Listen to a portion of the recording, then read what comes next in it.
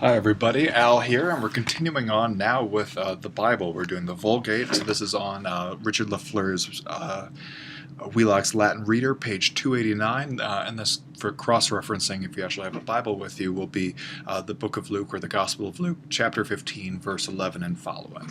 So we have Homo quidam habuet duos filios, et dixit adolescentior ex illis patri, ... We'll stop there. So Homo, we've seen this before. This is a nice third declension noun.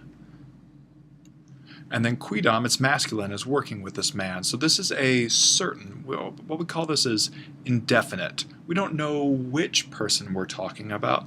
And you might see that this is indicating that this is either a anecdote, a story about somebody who actually happened, or maybe, as we might call it, a parable.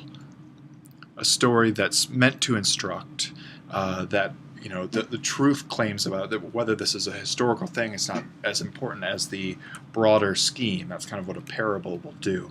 So we have a certain man, and this is qui as in qui quae quod. And then we just have this kind of tack on dam at the end, which gives it that indefinite flavor. So I say qui quae quod, and you can indeed have quod dam. You can also have quid dam on the neuter side, but that doesn't matter. So note that this dam does not decline. All the declension happens in these prefixes. So as we have here, qui working with homo. So a certain man had, and what tense is that? Well, we've got habeo, habere, it's the second conjugation, and then we have habui at the end, and then habitum. Sorry, that's terrible, but I'm saying that this is our perfect stem. This is perfect tense. So note that we're not getting a historical present in the Vulgate as we've also seen in maybe Pliny's letters or Livy's histories. This is a full perfect. So a certain man had two sons. Note that duos is modifying filios here. Et dixit. So we might think at this point, oh, well, the man says, or said. Again, this is another perfect verb. So we could just write these things overneath. So we've got and said, but then we now see adolescentior, and as we know, this is a comparative adjective coming from adolescens. This one termination adjective meaning the younger, or the literally becoming an adult, growing into adulthood. So this is the more growing into adulthood, literally, but this is also means in this case just younger. And the younger of these two sons that we're talking, ex illis, so he makes that actually very clear, Jerome here. So the younger of them, of the two. Note that this is not how Pliny or Livy would use illa, illa, illud. We're just getting it as a kind of is, ea, id. Here we're not saying those sons over there, we're just saying of the two. So, and the younger of the two said to his father. This is a dative of maybe reference. Who am I talking to? To my father. Pater, father, da mihi portionem substantiae quae me contingit. So father, give, nice, well, what mood is this? This is the imperative mood. And then we have an indirect object here, the dative mihi. A portion, so this is going to be our accusative direct object, substantiae. So you look this up in the dictionary, you see that substantia, without the E, is the noun. So with this E, we're looking at what we call here a partitive genitive. So a portion of what? Well, of the substance. And what substance here?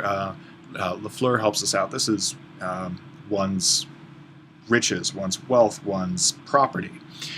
So give to me a portion of your property, or of our kind of family property, which, so here we have quae working with substantia, this nice feminine noun, which may contingit. Actually, it may be working with portio nem. It doesn't quite matter, but all this is going to be feminine. So which contingit, which pertains to, which touches, literally, and then this will be our direct object, may. So quae, as you can see, feminine nominative, is the subject of our relative clause that we have here. So relative clause. The direct object is may, and the verb is contingit. Et devisit illis substantiam. So and he, well, who are we talking about? It's the pater here. Divided, so nice, again, a nice perfect verb. his property. That's going to be the direct object. And then this is, again, kind of indirect object, to them. So we've got a portion to the older brother, we've got a portion to this younger brother. The father has done this. Et non post multos dies congregatis omnibus adolescentur filius peregre profectus est in regionem longinquam et ibi dissipavit substantiam suam vivendo luxuriose. So this is the longest sentence I think we've seen in the Vulgate so far. And not, but it's not too tricky, and not after, and this is a preposition that takes an accusative, so multos works well there, and then that's working with this fifth declension noun, dies. Remember that most fifth declension nouns are feminine, but this one is a masculine fifth declension noun, and that's why it's working with multos. So, and not after many days, congregatis omnibus. Well, we haven't seen this in a while. This is our favorite form, the ablative absolute. So at this point in the sentence, we don't know what this means. With everyone having come together, with all things having come together, we don't have any gender for omnibus. And congregatis, that's also could be masculine, feminine, neuter, completely ambiguous here. We don't know what's going on. But with all things having flocked together, the younger son, so we've seen these now again, peregre, we have, well, this is where we get peregrine, like the peregrine falcon from, but you can also see Lafleur helps us. This is literally through the field, so abroad, foreign. Profectus est. Well, this is a nice deponent perfect. And remember that deponents are active verbs that look passive in their form, and if you were to look this up in the dictionary, you'd find proficiscor, that's to set out. Proficisci is, or guess the infinitive. Proficiscor, I am setting out. Proficisci, to set out.